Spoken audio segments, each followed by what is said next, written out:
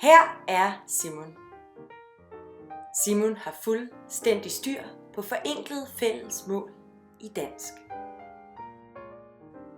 Der er 4 kompetenceområder.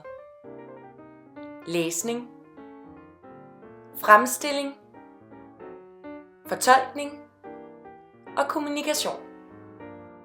Kompetenceområderne skal forstås som de overordnede mål for undervisningen.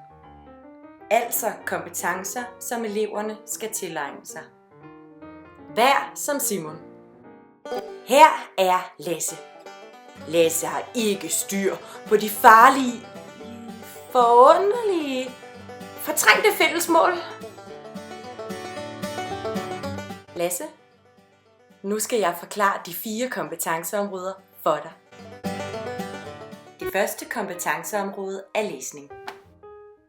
Her handler det om at lære at læse, have kendskab til læsestrategier og om den videre læsning. Det andet kompetenceområde er fremstilling. Her handler det om at lære at skrive og producere tekster og andre udtryksformer. Det tredje kompetenceområde er fortolkning.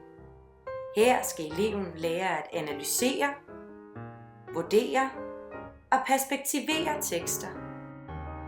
Det fjerde og sidste kompetenceområde er kommunikation. Her skal eleven lære at kommunikere hensigtsmæssigt i formelle og sociale situationer. Hvis du vil dykke længere ned i kompetenceområderne og høre mere om videns- og færdighedsmål, kan du klikke på dette link. Vi skal længere ind